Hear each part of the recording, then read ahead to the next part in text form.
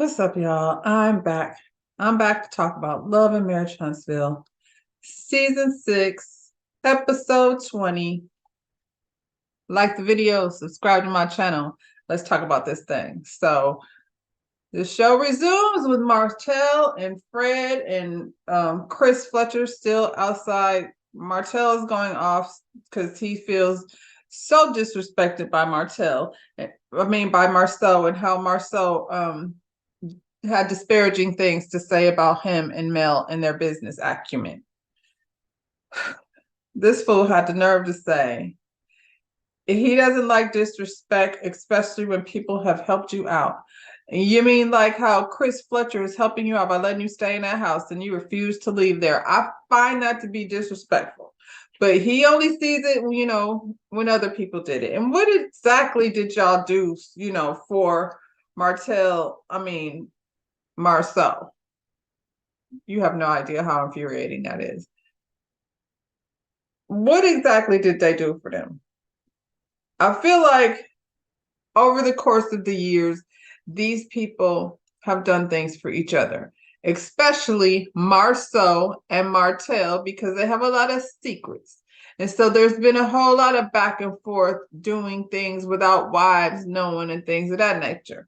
So I don't know why Martell feels like he deserves so much respect, so to speak. And I don't know why Marceau feels so compelled to be disrespectful. Both of them don't make sense. At the end of the day, y'all have worked together on many things, including this platform. And Martell and Melanie, yes, definitely spearheaded the whole campaign to get this show started and basically put the daggone thing on the map with their whole marriage blowing up before us. That was all on Mel. So if you want to be thanking anybody, she's the one you need to thank. We already know that. So Martell, calm down, go get a U-Haul, get your shit out of that man's house where we can be respectful to all of our friends. Jesus. Tisha is over here having a product launch, and I swear on folk God, I'm confused by this. I don't know why Tisha is always doing things to make her own self look a damn fool. First of all, she says she's been working on this product line for 4 to 5 years.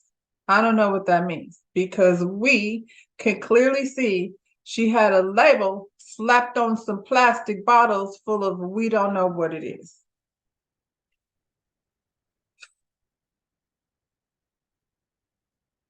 You should, like, why you copy everybody? Why don't you find your own lane? Because we know that this is Stormy's thing. Stormy is the hair person. Stormy came from behind the chair and grew her business from, I'm sure she did start right here with the labels, with the little label maker that you get from Joanne Fabrics and all of that. That's a beautiful thing. If that's what you're doing for your daughters, that's cool, but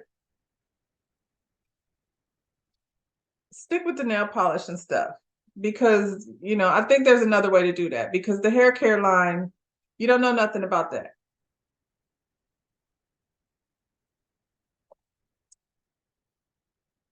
You've studied nothing in the industry. Keisha has 2 houses, and she has the audacity to set herself up in somebody else's tiny little kitchen.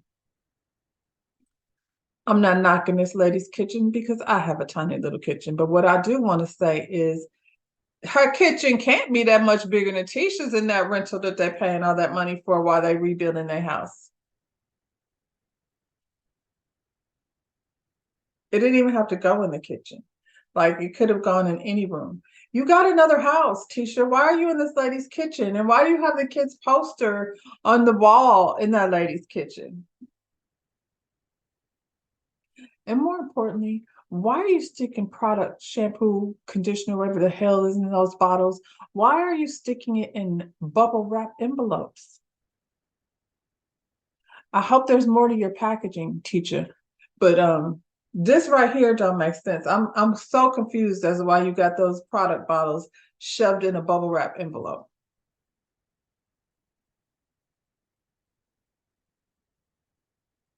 This lady is at the end of the counter, like printing labels with the little label machine maker.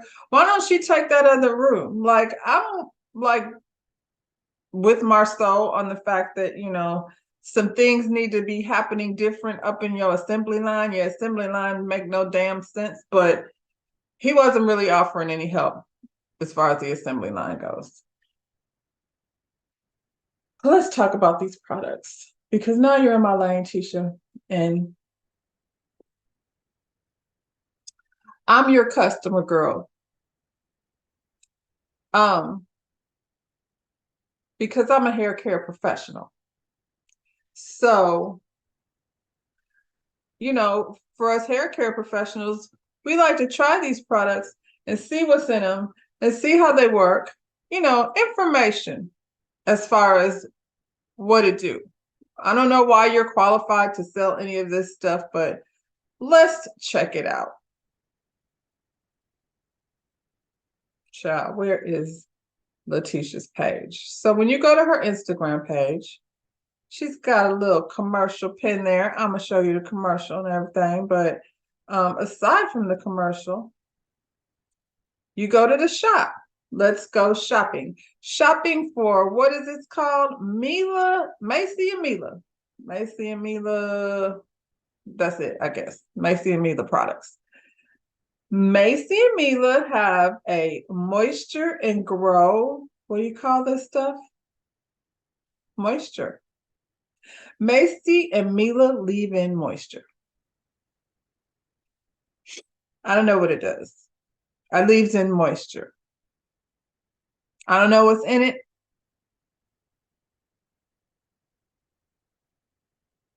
It looked like Mickey Mouse on the label. I know that's not Mickey Mouse, so be careful. We don't play about the mouse. So yeah, so for 5 years, Tisha has been, you know, working on this project, and she's glad it's launching. And so you can get some leave-in moisturizer. I don't know how you use it, but I think she's going to show you in the commercial. Yeah. So the leave-in moisturizer, and what's the other thing here? Macy and Mila Magic Potion Growth Oil. Growth oil. Doesn't Stormy have some type of, yeah, people love it.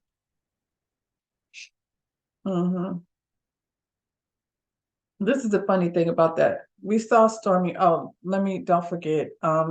They've got nail polish. It's sold out. It's $20 for some Macy Mila nail polish. Just in case you want to get you some.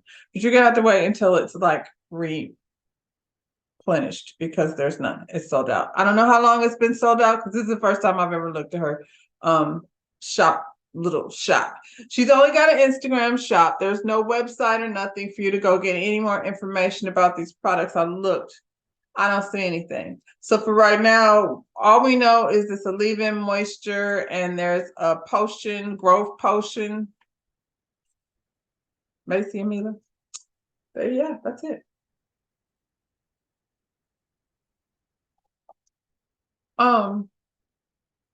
Like I said, it's a cute little thing, I guess, for the girls. I don't know what y'all are doing over there with that. I know you got those children sitting at a counter stuffing moisture and oil in an envelope.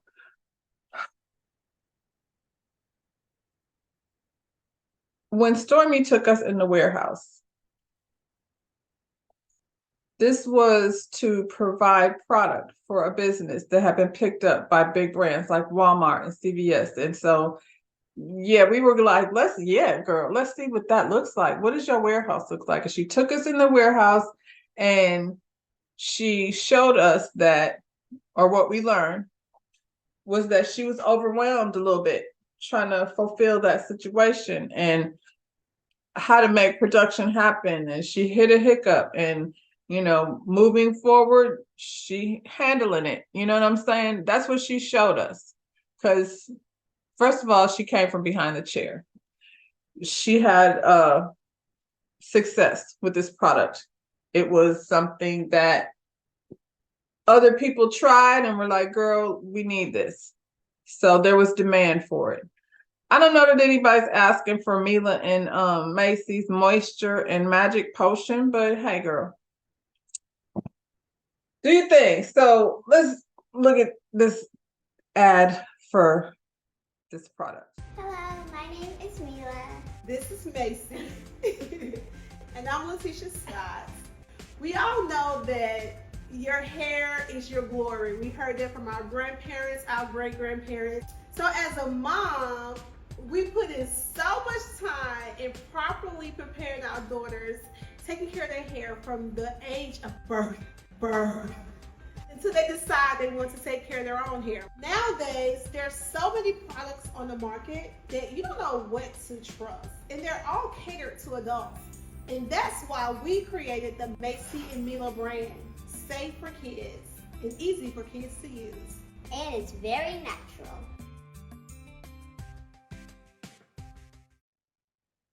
So there you have it. It's safe for kids. It's very natural. She showed you how to apply it with the sprayer thing. And so I hope that was, all the information that you needed. My mother never told me my hair was my glory. I mean, I've heard that before, but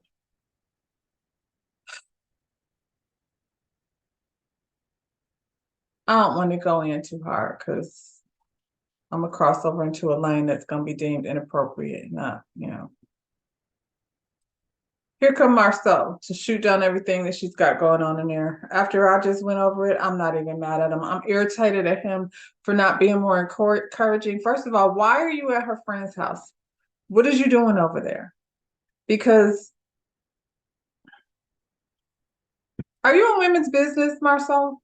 I feel like even with all the nonsense that Tisha had going on with the envelopes and all of that, maybe you should have told her not to put the bottles in the envelope. But aside from that, nobody needs to have you teach them how to do the label making machine. You came in there just disrupting the energy and not making it better. It's 175 orders. Between the four of them, probably that lady whose stuff it is. Is that why they went over there? Because she has a label machine and stuff? Anyway. Marcel doesn't think Tisha's pushing the girls hard enough. So then they sit there and have this fake conversation about what it is to be a businessman and a businesswoman. Marcel's saying a whole bunch of words, but he is not saying a damn thing. I feel like Tisha lives in a perpetual state of confusion, sitting there trying to listen to the nonsense that comes out of his mouth because he do a lot of talking but says a lot of nothing.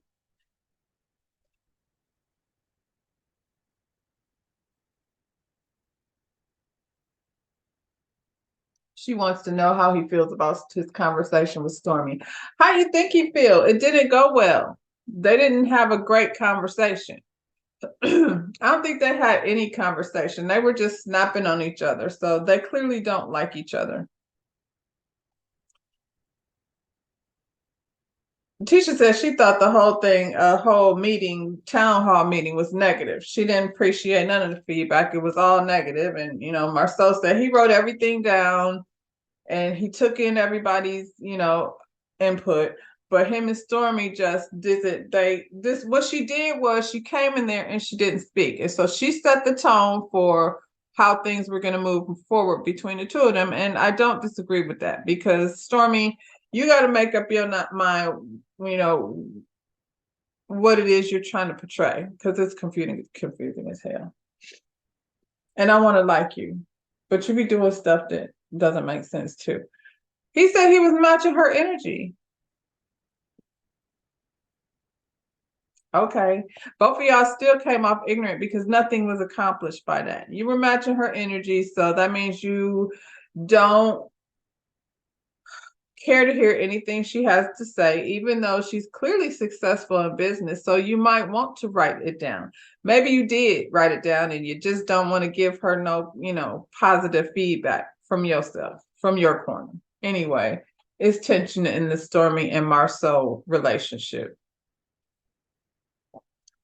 Tisha and Stormy actually have a private little meetup at Black, and they discuss how Tisha feels like Stormy was being disrespectful, calling her man a bitch, as she was. And Stormy, it wasn't just disrespectful to Marceau, because we really don't care about that because he is a bitch.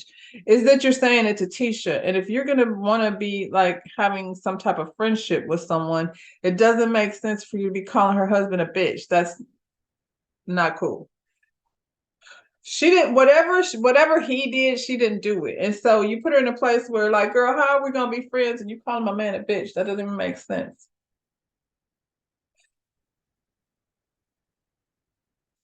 Stormy says she came from, a very rah-rah background. We seen your mama. We realized that. And that's part of the problem. And when you behave that way, that's what I think. Every single time now, when you come in with this stank ass energy, then I think about that. But then, you're contradicting your own self, Stormy. You like, I don't want no problems. I want everything peaceful. I want everybody to lay around and listen to these sound bowls and woosah and listen to the smell of the incense and hold on to the crystals and spin around in a circle and look at the stars and, pour the water all over your soul. And this is where you at, Stormy.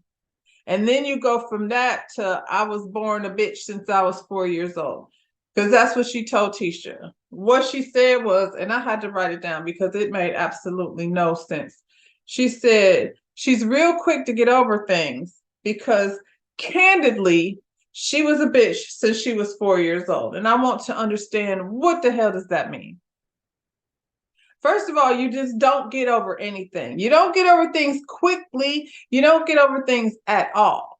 You don't. That's why you walking around not speaking to people. Because at the end of the day, even with the Marceau situation, you checked him in the moment to the point where he was, in his feelings and clearly told Tisha to go straighten you out. That didn't go well. Then you sent your husband over there and he handled it. And that should have been the end of it. And you could walk in a room and you ain't got to hug him. You could be like, hello, Marceau, how are you this evening? And then that's it. That's all. But no, you want to go over there, pump fake the nigga, and then turn around and don't say nothing to him. And that's immature because he's not your friend. He's just somebody that you're supposed to be doing business with. I think what you learned was you don't want to do business with him anyway. So it doesn't matter. Do you want to be friends with Tisha? Stop calling her husband a bitch. Because, like I said, that's disrespectful to her. I wouldn't do that. I wouldn't do that to a friend who, if I thought her husband was an ignorant asshole, I'm just going to tolerate this nigga and as little as I have to be in his space. But I'm not going to tell my friend that her husband's an asshole. She knows she married to the nigga. So, Tisha knows who she's married to, Stormy. You don't have to say that. That's just disrespectful. Especially since you claim you want to be her friend. Marceau said he doesn't see gender in business. This is the stuff I'm talking about. Yes, you do. You see gender in everything. You think women are less than. You think women's opinions are really unimportant. I don't think you're going to be able to convince us no different. You just because you don't say it, and I hate that. I hate how he does that. Like he implies all these things and then say, I didn't say this, not specifically. We know what you meant, though.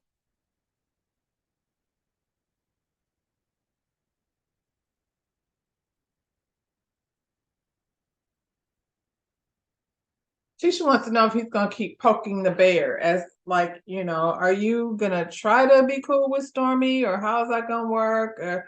Because this is why she feels this way or why she's asking him that. Well, he, of course, doesn't see any value in Stormy and her friendship.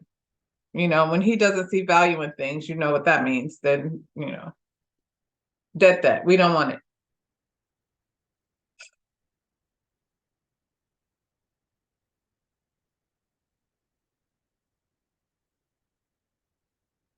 I don't know why Stormy and Marceau have to engage with each other. Courtney doesn't like them, so it's not like they're going to be going on some couples double date situation. I don't know. Marceau's behavior is affecting Tisha's friendships with people. So Tisha, next time you're in a girl get together, you can just always be like, girl, I am not speaking on behalf of him. You got an issue with him, talk to him. Just don't call my man a bitch.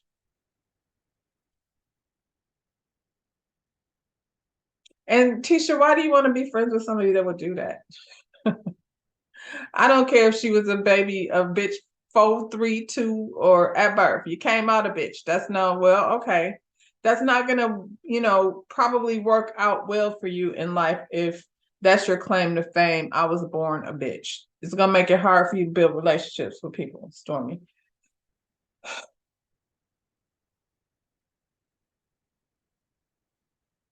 Kimmy and her friend, and I'm not gonna spend a whole lot of time with this. Kimmy went through a whole battle for her life with cancer, and she survived it. And we're super happy about that. That's the last time I'm gonna say that, because I feel like every time I talk about Kimmy, I have to preface it with how happy I am that she has come through this, cancer scare. That being said, if you can go through all that and your life's mission is to make sure that Maurice's sexual appetite is fulfilled, girl, I don't want to talk about it because I don't care. I don't know like what your friends got going on, because my friend the reaction would have been definitely different. She wouldn't have came to my house with no Kegel balls. So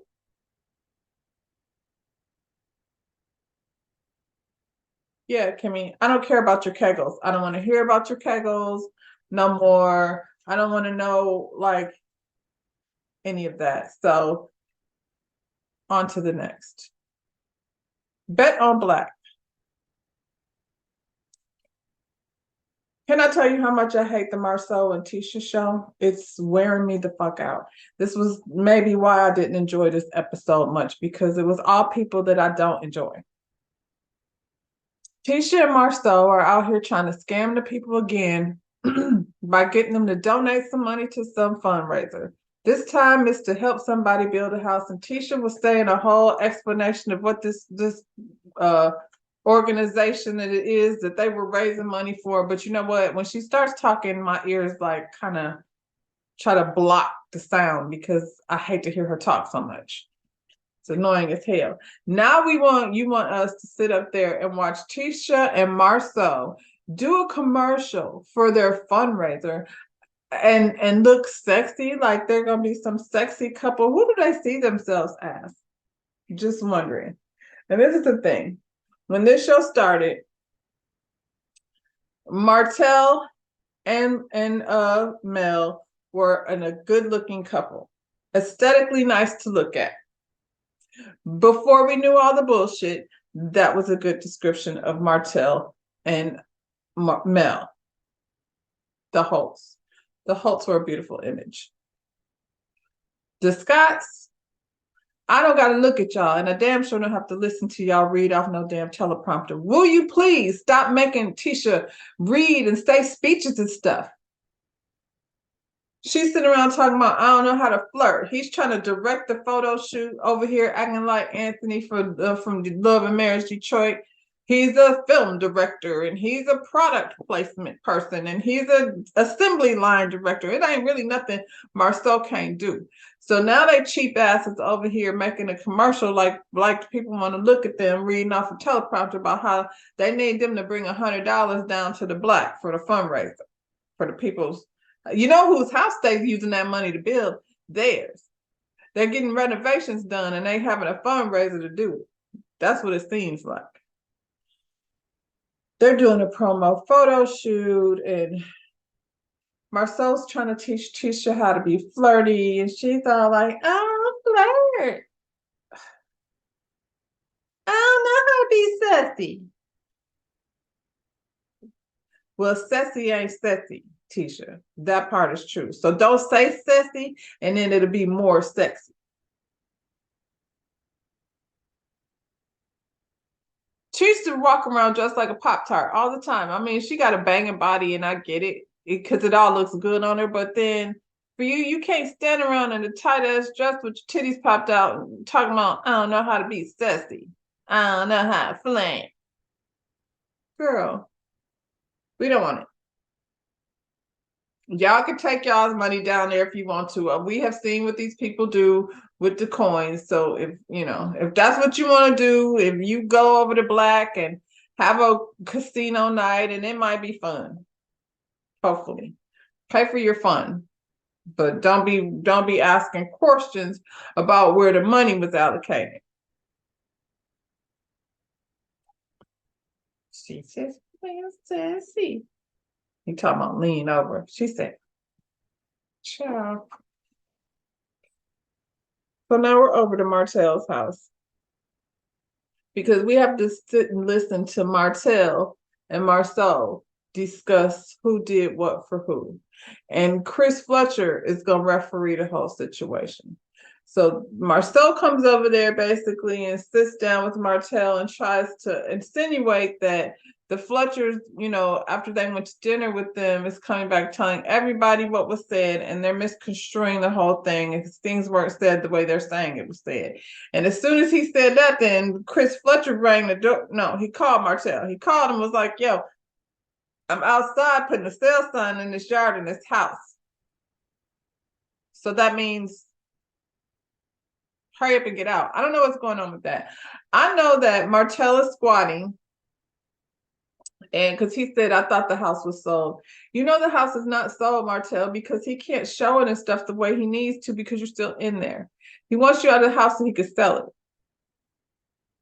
And I heard from a couple of different places that Chris Fletcher lost that listing because of Martell being in that house. Now, I don't know if that's true or not.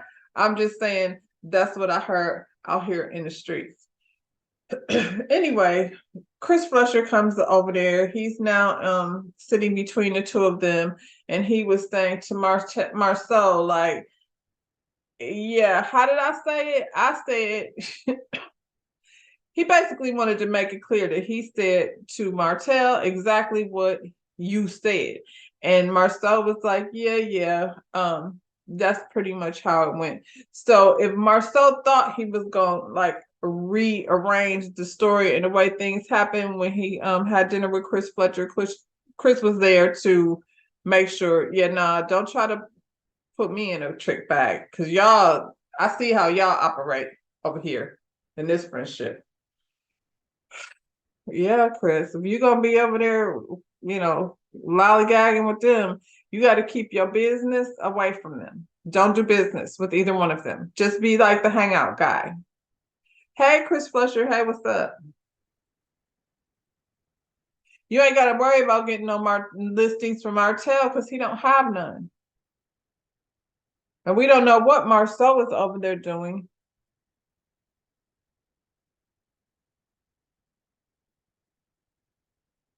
Martell is still in his feelings about what was said about Mel. I don't know why that has him so much in his feelings. She already defended herself. She doesn't need your help. And then they're arguing back and forth about who did what for who and who loaned who money and why they got in business together. And like I said, they all benefited from the platform. So this argument is stupid because it feels like somebody is holding information on the other or both of them. And that's the thing. They've both been like keeping secrets for each other. And now they're having this argument. And Marceau is over there like, "Don't make me." And Martell, what's funny, Martell? He really holds nothing over you. Melanie's gone. We know you're a dickwad. We know that everything that the people said you did, you did. You would do better to just cop to it and let Marceau say whatever. Because what can he do? Destroy your marriage? You don't have one.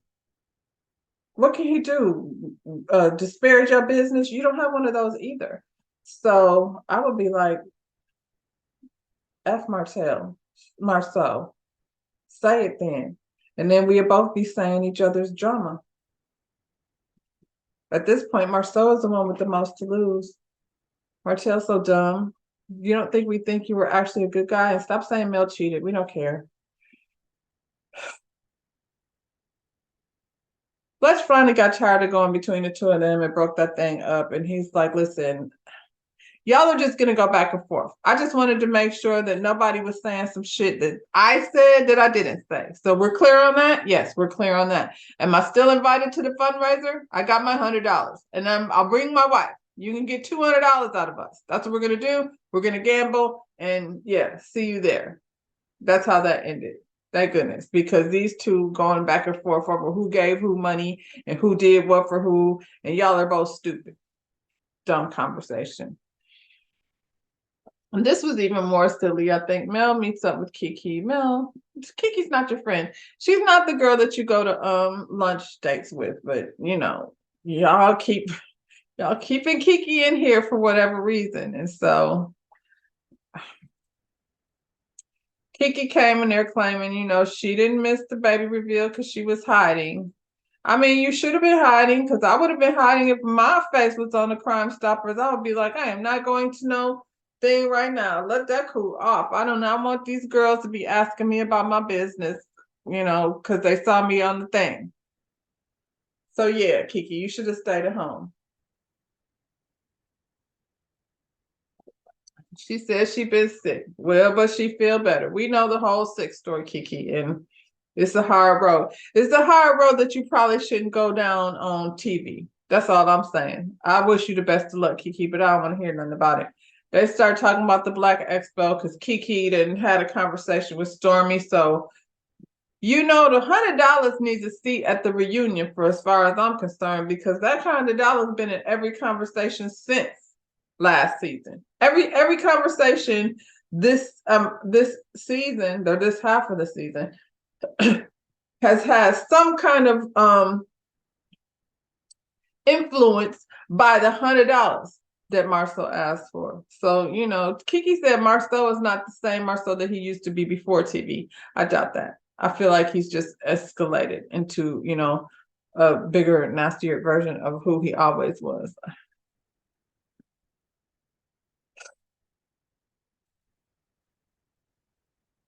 Then she brings up Marcel cheating. And Kiki, this is the stuff that got you in trouble in the first place, because you spilling stuff about your family, and we don't care.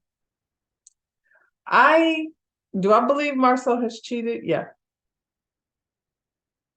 Do I believe Marcel loves Tisha? He doesn't act like it. He doesn't treat her very nice, not even in front of us. So I wonder about that. I don't even think he likes her much. But it's a whole lot of married people running around here not liking each other. So I can't explain that. Hell, Will and Jada decided they're going to stay together, bad marriage for life, separated for 7 years. See, stuff like that doesn't make sense to me, but that's a different conversation. Do I think that the women are out here offering up a threesome to Marcel? I suppose, girl. I suppose. All right, Kiki. Kiki, get some help. And that's where I'm gonna end this one. Y'all like the video, subscribe to my channel, and we'll talk about this next week, I suppose. Bye, y'all.